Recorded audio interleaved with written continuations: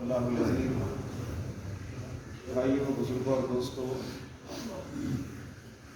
اس طرح سے جو اچانک ایک حادثہ اور صورتحال پیش آئی بھائی مخصوص صاحب کے گھر میں، اللہ تبارک و تعالیٰ اپنی بارگاہ سے ان کو صبر جمیل عطا فرمائے۔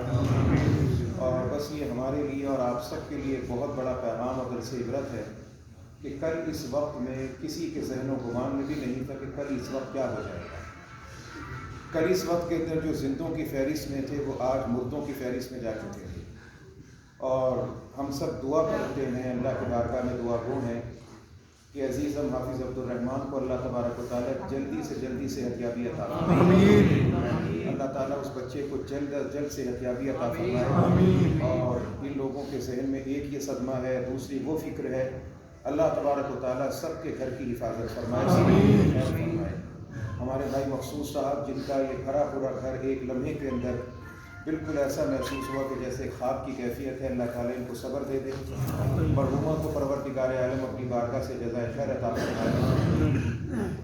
نماز جنازہ کے حوالے سے میرے دوستو 2-3 باتیں ذہن میں رکھ لیجیے گا۔ نماز جنازہ کی 4 تکبیرات ہوتی ہیں، اور ان 4 تکبیرات میں ایک چیز ایسی جس کو غلط فہمی کے طور پہ رکھا جاتا ہے، وہ یہ ہے کہ امام تو تکبیر کہتا ہے مگر نمازی تکبیر نہیں کہہ پاتے، ان کو علم نہیں ہوتا۔ تو یاد رکھیے گا، جس طرح امام کے لیے تکبیر کہنا اونچی آواز میں ضروری ہے، نمازیوں کے لیے آہستہ آواز میں تکبیر کہنا ضروری ہے۔ 4 تکبیرات اسی طرح سے کہی جاتی ہیں۔ پہلی تکبیر کے بعد ثنا، دوسری کے بعد درود پاک، تیسری کے بعد نماز جنازہ کی دعا، اور چوتھی تکبیر کے بعد دائیں اور بائیں سلام پھیر دیا جاتا ہے۔ اب اس میں بھی کچھ لوگ اس چیز کا مسئلہ بنا لیتے ہیں کہ سلام دائیں بائیں پھیرا جائے تو اس کے بعد ہاتھوں کو کہاں چھوڑا جائے۔ اس میں دونوں باتوں کا اختیار ہے، چاہے تو دونوں طرف سلام پھیر کے ہاتھ چھوڑیں، یا دائیں طرف سلام پھیریں پھر ہاتھ کھول دیں، بائیں طرف سلام پھیریں پھر ہاتھ کھول دیں۔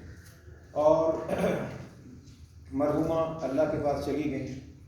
آپ میں سے جو ان کے عزیز و اقارب محلے دار ہیں، انسان جب تک زندہ ہوتا ہے اس کی زبان سے، ہاتھ سے، پیر سے تکلیف پہنچنے کا امکان ہوتا ہے۔ اگر مرحومہ سے کسی کو کسی قسم کا کوئی نقصان تکلیف پہنچی ہو، اللہ کی رضا کے لیے معاف کر دیجیے گا، اس لیے کہ دنیا کے اندر کسی کو معاف کر دیں، آخرت میں اللہ معاف کرے گا۔ آخرت کے معاملے اللہ کے ہاتھ میں۔ ہم سب کو چاہیے دنیا کے اندر بہت دیکھیں، یہ سب میں عرض کر رہا ہوں نا، کل کسی نے تصور کیا تھا کل جمعے کے دن میں کہ آج ہفتے کے دن میں یہ مرحومہ ہماری بہن جو ہے، کل اس وقت میں اس مرحومہ کا جنازہ تیار ہوگا۔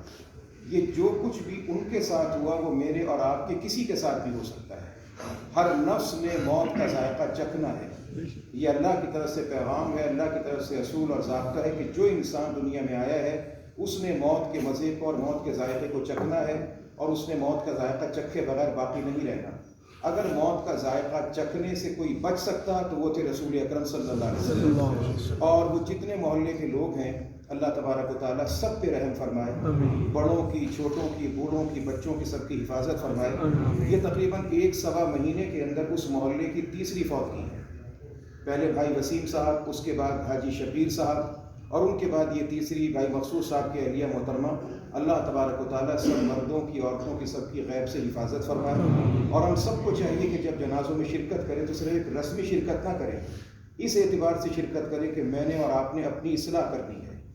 جو شخص یہاں پر آج جنازے کی چارپائی پر آیا، کل میں بھی یہاں پر آ سکتا ہوں، اور اس کے بعد قبر کے اندر جانا ہے، کفن کا لباس پہننا ہے، سب یہیں پر پڑا دھرا رہ جائے گا۔ اس لیے میرے عزیزوں، میرے دوستوں، میرے بزرگوں اور بھائیوں، یہ جنازے مجھے اور آپ کو ایک پیغام دیتے ہیں کہ ہم جا رہے ہیں، پیچھے پیچھے تمہاری باری ہے۔ سنبھل کے رہنا، ہوشیار رہنا، خبردار رہنا، ہمارے پیچھے تمہارا نمبر آنے والا ہے۔ اللہ تبارک و تعالیٰ سب کے لیے عافیت فرمائے۔ پھر دوبارہ عرض کر دیتا ہوں، نماز جنازہ کی 4 تکبیرات ہیں۔ نیت نماز جنازہ کی وہی آپ کر لیجئے کہ جو نیت امام کی وہ ہماری نہیں ہے۔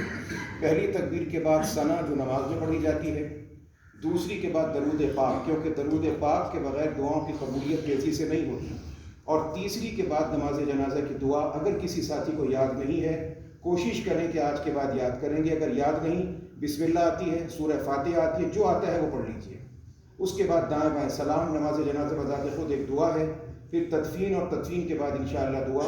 اللہ تبارک و تعالیٰ لواحقین کو صبر جمیل عطا فرمائے، بھائی عبد الرحمن کو صحت کاملہ عطا فرمائے، اور اللہ کریم آپ سب حضرات کو جنہوں نے جنازے میں شرکت کی ہے، اللہ سب کو اپنی بارگاہ سے جزائے خیر عطا فرمائے۔